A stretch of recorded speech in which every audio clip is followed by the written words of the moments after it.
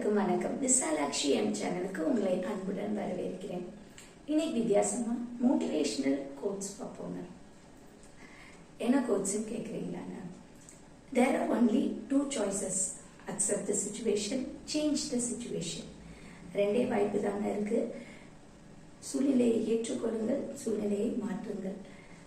இது ரெண்டுமே நம்ம பண்ணாம நம்ம எல்லாரும் பண்ற பெரிய தப்பு என்ன தெரியுமா? Feel the situation. அதுதான் பண்ணிட்டு இருக்கோம். இப்போ எடுத்துக்காட்டா ஒரு நெகட்டிவான சம்பவம், அதாவது யாருக்காச்சும் உடம்பு சரியில்லை, யாராச்சும் இறந்து போயிட்டாங்க, இந்த மாதிரிலாம் கேள்விப்பட்டோம்னா நம்ம கண்டிப்பா அந்த சிச்சுவேஷனை அக்செப்ட் தான் பண்ணணும். ஓகே, அவங்களுக்கு இப்போ அடிபட்டிருக்கு அப்படின்னா அவங்களால தான் அது சரியாகி வெளியில வரணும். அவங்க அந்த கஷ்டத்தை தாண்டி சீக்கிரம் வரதுக்கு நம்ம ப்ரே பண்ணிக்கலாம். பட் இந்த விஷயம் நெகட்டிவானது நடந்துருச்சு, அதை நம்ம ஏற்றுக்கணும்.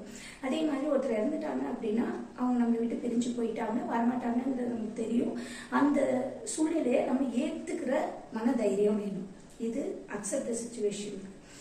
சேஞ்ச் த சிச்சுவேஷன் என்னன்னு பார்த்தீங்கன்னா, இப்போ ஒருத்தவங்களுக்கு வேலை போயிடுச்சு அப்படின்னு வச்சுக்கோங்களேன்.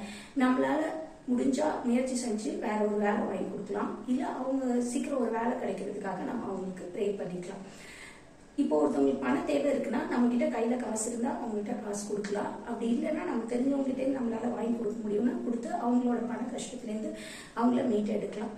இதுதான் சேஞ்ச் த சிச்சுவேஷன். ஸோ அவங்க பண கஷ்டத்துல இருக்காங்க, அவங்க வேலை இல்லாமல் இருக்காங்கன்னா அந்த சிச்சுவேஷனை சேஞ்ச் பண்றதுக்கு நம்ம உதவி செய்யலாம். ஸோ இதுதான் எந்த சிச்சுவேஷனை அக்செப்ட் பண்ணணும், எந்த சிச்சுவேஷனை சேஞ்ச் பண்ண முடியும் அப்படின்னு பார்த்துக்கிட்டீங்களா? இப்போ இந்த ரெண்டு விஷயத்துலையுமே எதையும் செய்யாம உட்காந்து ஃபீல் பண்ணிட்டு இருந்தோம்னு வச்சுக்கோங்க. ஐயோ வேலை போச்சு, ஐயோ அவங்களுக்கு உடம்பு சரியில்லாம போச்சு, இவங்க இறந்து போயிட்டாங்களே, என்ன பண்றது? இந்த மாதிரிலாம் நம்ம தேவையில்லாம நம்ம மனசை காயப்படுத்திக்கிறதோ இல்லை கஷ்டப்படுத்திக்கிறதோ வேணாங்க.